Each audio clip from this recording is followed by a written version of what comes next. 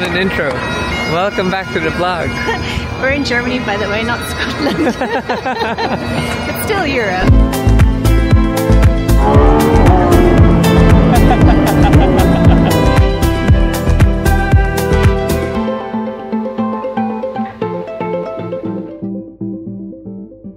Guten Morgen, everyone. Morgen. So a few days ago we started the vlog, but we really didn't give any context to what's happening and where we're going. But today we are here in Palawan. We're here in Frankfurt, one of our favorite cities to land in Europe, because we're going to take a massive road trip. We don't know how this vlog is going to go, but we're going to have some fun. We're going to see some beautiful sights, and the end goal is to get to Monaco for F1. So it's our first time to do F1 in Monaco, and rather than going straight to Monaco, we decided to see the sights. And we haven't done this European trip since 2018. Actually, even 2018 we weren't really doing sightseeing, more of just going to races, because I was still racing with Ferrari. Joey's my navigator for this trip. I am. We're going to take the beautiful Audi RS6, which my friends have graciously prepared for us, and we're gonna go to Vienna first. Then from Vienna we go to Villach. One night, because we're breaking up the trip because they're long drives. Super long drives, so it's average like 5 hours per way. And as a professional passenger, I need to take breaks from Angie's speeding on the Autobahn, which she likes to go past 200. And it hurts actually on the back nowadays if we're in the car for longer than... Oh, it hurts now. Oh, yes. It hurts her. It hurts you too. Hello, European duck. European duck is a German duck. Morgen. Guten Morgen. Morgen. Just passing through. Entschuldigung. Bye-bye. Tschüss. You're so chill. So we're here now in this beautiful park because we're technically still jet lagging. And today's a holiday here in Germany, and I just thought it was a perfect way to kind of like start our trip. And I love going to parks. I also find it important to ground oneself when you're traveling. You need to ground. Helps you reset your rhythms. If you're ever in Frankfurt and want to see nature, this is in the city. I think €9 each to get in, and it has a beautiful lake where you can, I guess, rent a paddle boat. Maybe this old school greenhouse here, and a glass greenhouse for that. Glass greenhouses are so expensive to make, and this tree trunk is massive. So, show you how much we love nature. If you look at Joey's wallpaper, it's sequoia trees. That's when we were in Los Angeles and we visited the sequoias with her friends.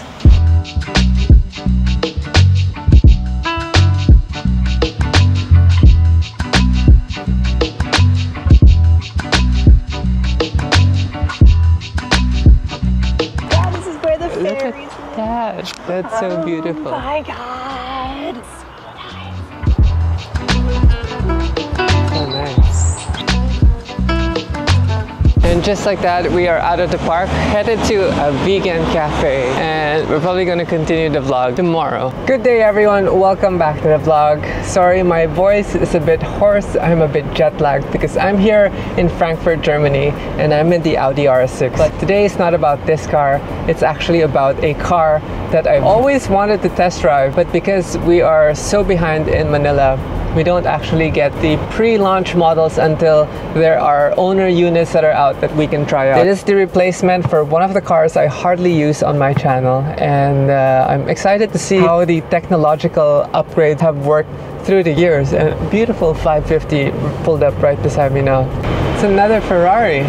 We've actually been joking around that Germany, you don't actually see that many Ferraris. You see more of the German vehicles like Porsches, Mercedes, Audi, BMW. Love Germany because of all the Autobahns. If you guys don't know what the Autobahn is a de-restricted highway, which means you can get to really stretch out the legs of cars like this.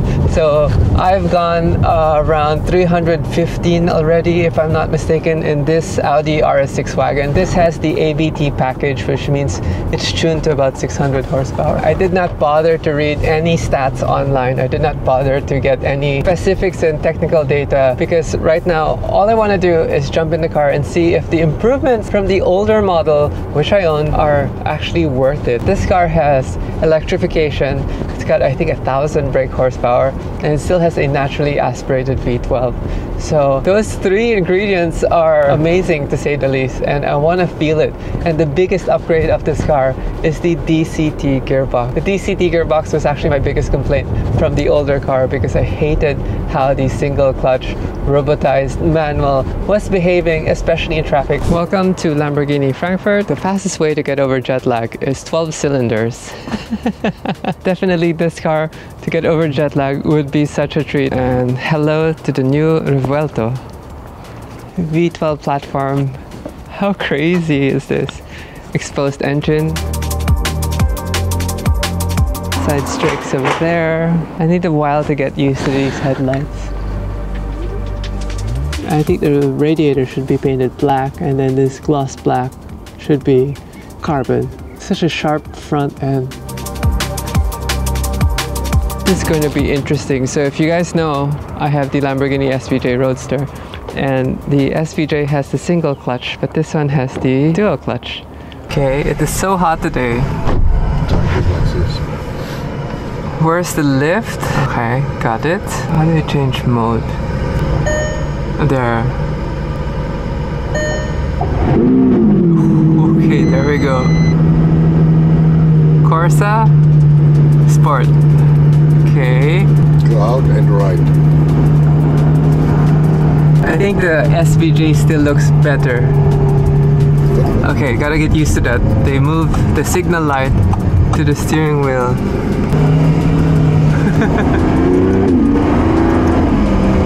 Oh wow, the transmission is so good. Klaus is my passenger and he finds it hard, but we can actually bring it to... We're on sport mode.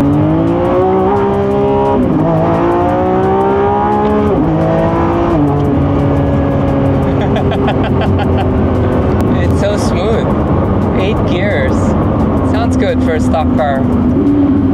Revs till 9,000 RPM. Cockpit is super spacious. There's more leg room. The side sill is lower when you get in, and the steering wheel is more complicated. The vents look interesting. Carbon fiber right here. Klaus has a little screen over there. Oh, the 8th gear is so long and it drops down into like cruising mode.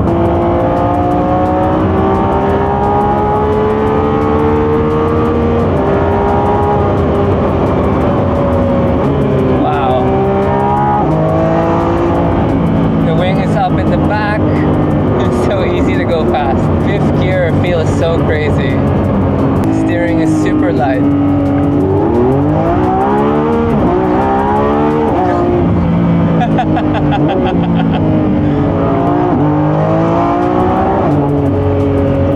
Crazy. All the cars are crazy now. All the cars have too much power already. 250, 260.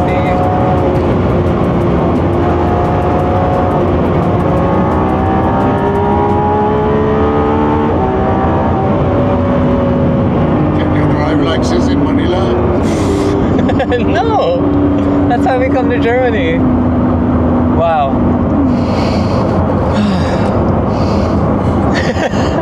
Are you breathing? Are you okay? When was the last time you went that fast? We're now in EV mode. And you can hear how quiet the car is. And look, it's not downshifting, it's just an EV.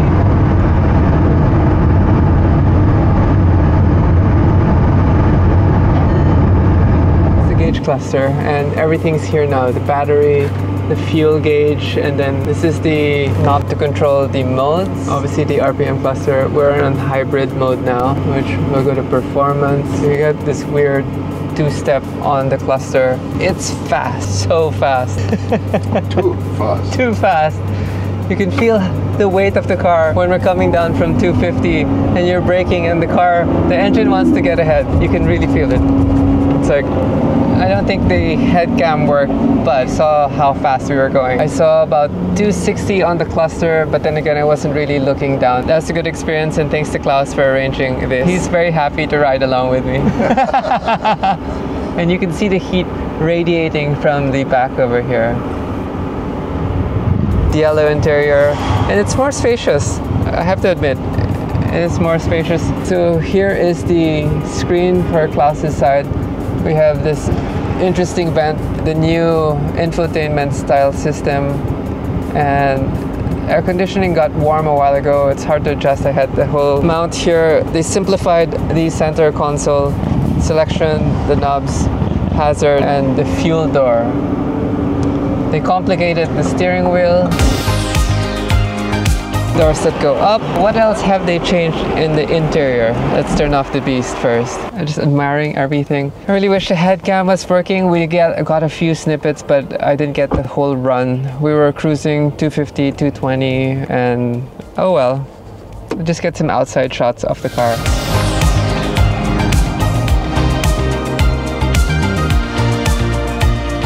These are reverse lights here. Camera. So a while ago the wing goes up, this one deploys out, and yep, the engine. Nothing like Lamborghini attracting everyone. Just park it and people just flock through it. How much space does the hood have? Let's find out. EV plug, yes.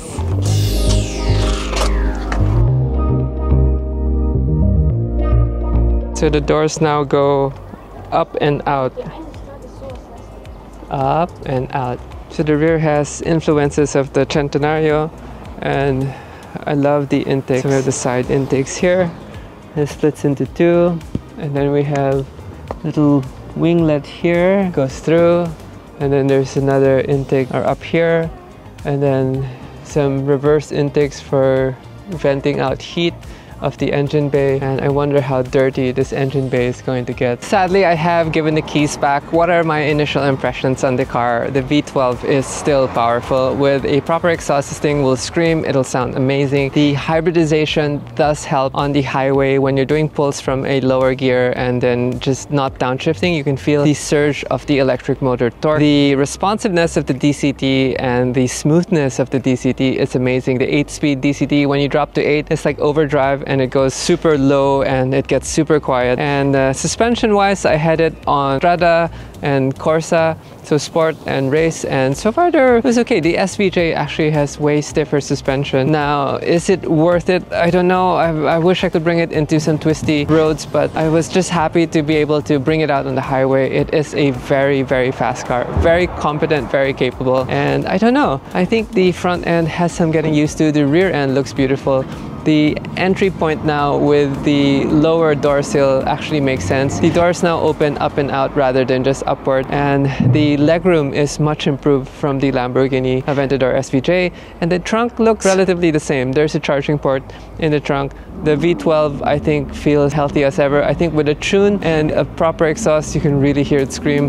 Along with the hybridization, the car is going to be insane. I can't wait to see this thing on Manila streets and have you guys see it in person. Again, the front end, if you had more carbon in the front end, I think it would look way better. But overall, this car has presence, and just like any Lamborghini, when you park it, everyone flocks to it because they want to see it. On the highway, we saw the active rear aero pop up. It was relatively easy to drive, and it wasn't that hard to acclimatize yourself to it. The visibility was not so bad. The SVJ has worse visibility. The A-pillars of this actually are way better. I think they've been thought through properly, and the seats are comfy. I won't say they're the comfiest, but they're way comfier than the first race edition SVJ seats, and I can't wait for them to release a SVJ version of this. I wonder, maybe in 4 years we'll see the SVJ version of what the Revuelto is, and by then it'll be super batshit crazy, 100%. Knowing Lamborghini, knowing how crazy the first edition look for the Revuelto is only gonna get crazier, and I'm just happy that I've been able to test drive this. There's something about the V12 of Lamborghini that sounds so good compared to Ferrari. Sorry, it's a fact. The V12 for Lamborghini, the Aventador and the Murcielago, has this deep bass boominess along with the high scream pitch, unlike the V12s of Ferrari where it's just a high pitch scream. Talking to the sales guy, and he was saying if we actually bought the Countach there, then they would allocate us a Revuelto easily because it's the special car for Lamborghini. But obviously the Revuelto is worth almost 600,000 euros with the top spec, and then the Countach probably worth like 2.8, maybe less, maybe more. I'm not quite sure, but it is a lot of money to spend if you want to get early access to the Revuelto. And it's so crazy. The advent of electrification where Europe can no longer produce the big V12 motors. A lot of car collectors are forking over their money so that they can get the V12 platforms because they know the successors, like the Huracan successor, will be a V8 twin turbo. By a certain time in the future, Europe is no longer allowed to use the big internal combustion engines, and that's going to be difficult for car lovers like me because I prefer the sound. The sound is everything, and if we don't have the sound, then everything is just going to be electrified with some whirring sounds, and I don't know if that's a good future for car enthusiasts. Thank you to Lamborghini for keeping the V12 platform alive, and congratulations to whoever has the new Revuelto. It's an amazing car that you can use daily, weirdly enough. Anyway, on that note, I hope you guys enjoyed this short feature on the Lamborghini Revuelto. Thank you to Klaus, thank you to Lamborghini Frankfurt. We're beginning the road trip cross country and loading up the car. We're starting our journey from the JW Frankfurt Marriott, and then we're gonna make our way to Munich for a day, and then we're gonna head down to Villa. So this vlog is gonna be all about the sights that we're going to see and the beauty of Europe. Our first leg of the road trip, which we're gonna break in a small stop in Munich. It's about 400 kilometers away, about 4 hours away.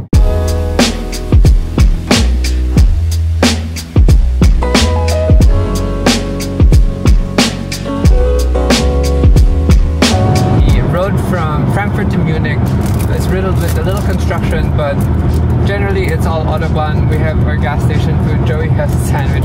I have some tofu jerky. 150 kilometers left, and it's been beautiful today. Some drivers are a little naive, didn't want to give way, but generally top speed around 260.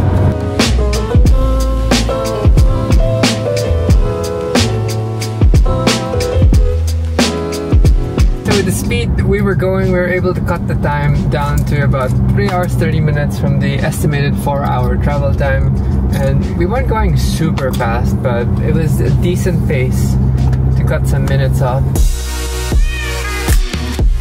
Checked into our room now, and I'm going to leave the camera because the city center looks super hectic, and we're gonna go walk on foot, have some dinner, but we're gonna continue the vlog tomorrow when we get to Vienna and the road trip going there.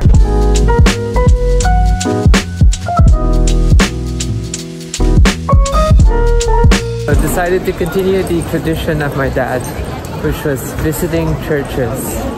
And this one looks like a massive church. We use its side entrance to see if we can sneak in.